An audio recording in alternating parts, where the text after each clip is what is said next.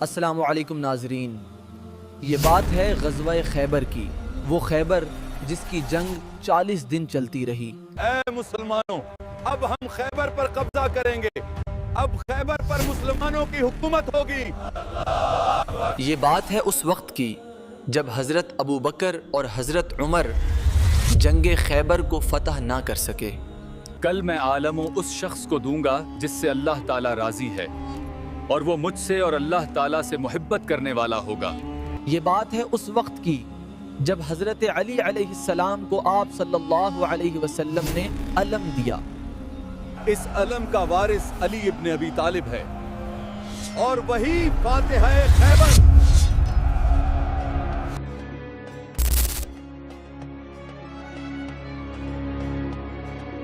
ناظرین اکرام، آج کے اس ویڈیو میں ہم نہ صرف واقعے کے خیبر کی تفصیل جانیں گے بلکہ ایک ایسے راز سے بھی پردہ اٹھائیں گے جس کے بارے میں مولویوں نے آپ کو ہمیشہ رانگ انفارمیشن دی اور آپ کو اصل حقیقت سے دور رکھا۔ سوچنے کی بات یہ ہے کہ آخر ایسا کیوں؟ تو ویڈیو کے اینڈ تک لازمی دیکھنا تاکہ آپ کو کریکٹ انفارمیشن مل سکے۔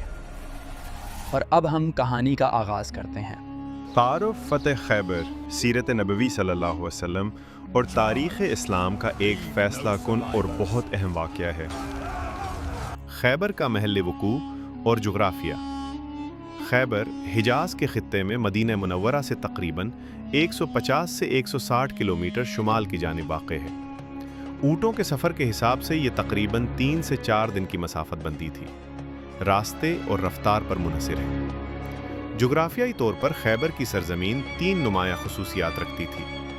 آتش فشانی پتھروں والی زمین ہرہ، بہت سی جگہوں پر سیاہ سخت پتھریلے ٹکڑے جن سے گزرنا مشکل اور دفاعی نقطہ نظر سے فائدہ مند تھا۔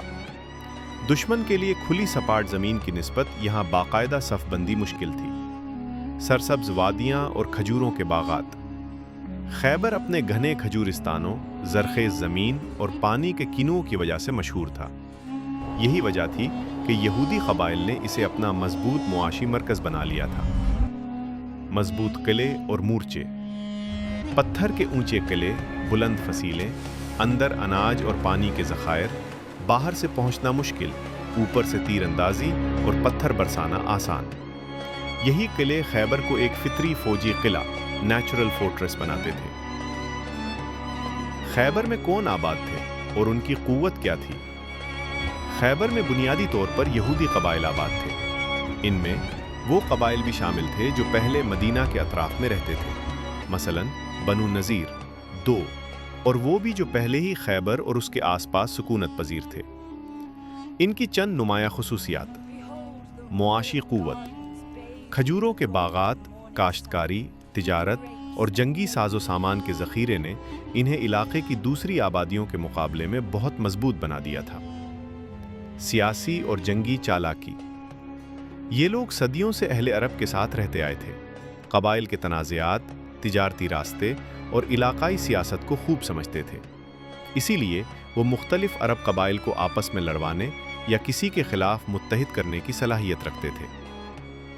قلعہ بندیوں کی کثرت۔ روایات میں کچھ اختلاف ہے، مگر مجموعی طور پر 7 بڑے قلعے اور ان سے متعلق چھوٹے مورچے اور بستیاں مشہور ہیں۔ ان قلعوں کے نام میں نطات، شق، قموس، وتیح، سلالم وغیرہ آتے ہیں۔ ان قلعوں میں سے ہر ایک چھوٹا شہر لگتا تھا۔ اندر رہائش، گودام، ہتھیار خانے اور کنویں موجود تھے۔ خیبر مسلمانوں کے لیے خطرہ کیوں بنا؟ یہ نقطہ بہت اہم ہے، کیونکہ نبی کریم صلی اللہ علیہ وسلم نے کسی پر بلا وجہ حملہ نہیں کیا۔ خیبر کی طرف توجہ کے چند بڑے اسباب تھے: بنو نذیر اور دیگر یہودی قبائل کی سازشیں۔ مدینہ میں بنو نذیر نے خود رسول اللہ صلی اللہ علیہ وسلم کے قتل کی سازش کی تھی، جس کی وجہ سے انہیں مدینہ سے جلاوطن کیا گیا۔ وہ سب آ کر خیبر کے قلعوں میں جمع ہو گئے اور وہاں سے مسلمانوں کے خلاف نئی منصوبہ بندی شروع کی۔ رسول اللہ صلی اللہ علیہ وسلم کے ذہن میں خیبر کی مہم کب اور کیسے آئی؟ تاریخی ترتیب کو سمجھو تو بات بالکل واضح ہو جاتی ہے۔ 5 ہجری میں غزوہ احزاب ہوا۔ پورے عرب کے بڑے بڑے قبائل مدینہ کو مٹانے آ گئے، مگر اللہ کی مدد سے وہ ناکام و نامراد لوٹ گئے۔ इसके फ़ौरन बाद बनु कुरैज़ा मदीना के अंदरूनी यहूदी का मामला निपटा, जो अहज़ाब के वक्त पीठ पीछे से वॉर करने को तैयार बैठे थे। अंदरूनी महाज निस्बतन साफ होने के बाद अगले साल सुलह हुदैबिया 6 हिजरी हुई, जिसके बाद कुरैश के साथ आर्जी अमन कायम हो गया, यानी मक्का की तरफ से बड़े हमले का इम्कान कम हो गया। अब सूरत हाल कुछ यूँ थी, अंदरूनी मुनाफिकीन कमज़ोर, कुरैश वक्ती तौर पर मुआहिदे में, सबसे बड़ा खुला दुश्मन मरकज़ खैबर। इसी हिकमत के तहत नबी करीम सल्लल्लाहु अलैहि वसल्लम ने अल्लाह के इशारे और मौजूदा सियासी हालात को देखकर खैबर को अगली बड़ी मुहिम का हदफ बनाया, यानी अब वो हम पर नहीं चढ़ सकते, अब हमें उनके फितनों के मराकज़ पर जाना होगा। रसूलुल्लाह सल्लल्लाहु अलैहि वसल्लम की हिकमत अमली स्ट्रैटेजी। नबी करीम सल्लल्लाहु अलैहि वसल्लम की जंगी हिकमत में चंद उसूल हमेशा नुमायां रहते हैं। खैबर के मामले में भी वही नज़र आते हैं। अचानक पहुंचना, सरप्राइज़। आप सल्लल्लाहु अलैहि वसल्लम ने लश्कर को ऐसे रास्ते से चलाया कि अहले खैबर को बड़ी फ़ौज की आमद का पहले से इल्म न हो सके। सुबह सुबह जब वो खेतों और बागों की तरफ निकले तो उन्होंने यकदम पूरा लश्कर देख लिया और घबराकर किलों में भागे। मुहासरा और दबाव, सीज वॉरफेयर। खैबर की जंग में हिकमत अमली ये नहीं थी कि बस खुले मैदान में जाकर एक ही दिन में सब कुछ ख़त्म कर दिया जाए। यहाँ किला बंद दुश्मन था, इसलिए तवील मुहासरा, सप्लाई लाइंस का दबाव और नफसियाती जंग बुनियादी हिकमत थी। बार बार झटकेदार हमले, यानी किले के करीब जाकर अचानक झटकेदार धावा बोलना और वापस आ जाना। अंधाधुंध तबाही से गुरेज। मुसलमानों को बिला वजह खेत जला देने, दरख्त काट देने, औरतों और बच्चों को मारने से मना किया जाता था। अलम पहले किन सहाबा को दिया गया? अबू बकर और उमर। सबसे पहले अलम सैयदना अबू बकर सिद्दीक को दिया गया। वो वापस आए, किला उस दिन फतह न हुआ। फिर अगले दिन अलम सैयदना उमर को मिला, वो भी बहादुरी से लड़े मगर फतह ना हुई। ये नाकामी नहीं थी, ये अल्लाह की तकदीर थी। नबी करीम सल्लल्लाहु अलैहि वसल्लम का ऐलान, कल मैं अलम ऐसे आदमी को दूंगा जिसके हाथ पर अल्लाह फतह अता फरमाएगा। वो अल्लाह और उसके रसूल से मोहब्बत करता है और अल्लाह और उसका रसूल उससे मोहब्बत करते हैं। सहाबा के दिलों में ख्वाहिश जाग उठी। हज़रत उमर ने कहा, मैंने कभी अमारत की ख्वाहिश नहीं की सिवाय उस दिन के। और नाजरीन, ये जंग तकरीबन 1500 मुसलमानों और 10,000 यहूदियों के दरमियान हुई।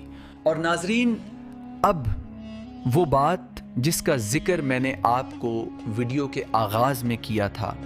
नाजरीन, ज़रा सोचिए, अगर जंग के 40वें दिन ये अलम हज़रत अबू बकर या हज़रत उमर को मिल जाता तो क्या आज ये अलम सिर्फ अहले तशियों के घरों पर होता या फिर ये अलम पूरी उम्मत के घरों पर लगा होता? ये आलम किसी एक फ़िरक़े का नहीं बल्कि ये पूरी उम्मत मुस्लिमा की पहचान है। नाजरीन, आप अपनी राय कमेंट सेक्शन में ज़रूर दीजिए। नाजरीन, किसी की बातों में ना आइए, अपनी तहक़ीक़ करें। और अब हम चलते हैं कहानी के अगले पहलू की तरफ। सुबह खैबर और ऐलान रसूल। सुबह खैबर तुलू हुई। रात को हुजूर सल्लल्लाहु अलैहि वसल्लम ने ऐलान फरमाया था।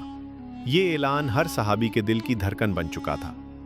फजर के बाद सब निगाहें रसूलुल्लाह सल्लल्लाहु अलैहि वसल्लम पर थीं। कोई सोचता शायद अबू बकर होंगे, कोई उमर का नाम लेता, कोई अली का।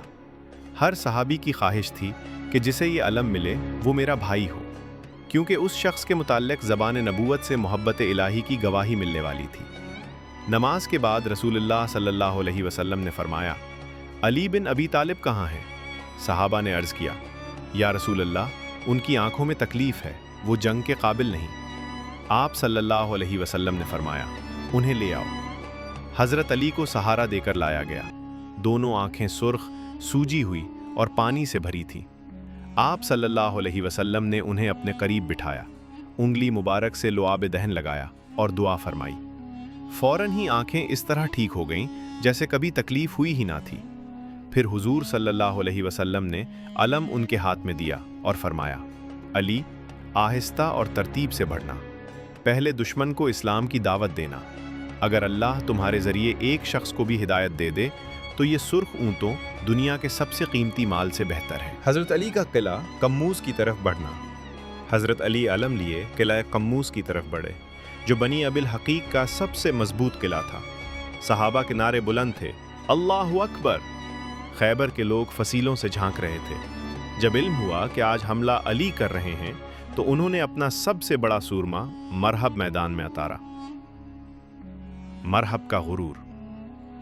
मरहब खैबर का मशहूर जंगजू लोहे की ज़र्रा में लिपटा बाहर निकला और फख्र से अशार पढ़ने लगा। मैं हूं मरहब, तजुर्बाकार जंगजू, आज तुम्हें असल मैदान दिखाऊंगा। यहूदियों के हौसले बुलंद हो गए। उन्हें गुमान था कि मरहब मुसलमानों की पेशकदमी रोक लेगा। शेर खुदा का जवाब। हजरत अली आगे बढ़े, वकार, जुर्अत और तवक्कुल से भरपूर चेहरा लिए। उन्होंने जवाबन अशार पढ़कर अपना तारुफ कराया। मैं हूं अली हैदर, अल्लाह के दीन पर बातिल को काटने के लिए निकला हूं। मैदान खामोश हो गया। दोनों आमने सामने आ गए। मरहब ने पहला हमला किया, फिर दूसरा। हजरत अली ने हर वार रोका और आगे बढ़ते गए। चंद लम्हों बाद एक फैसला कुन मौका आया।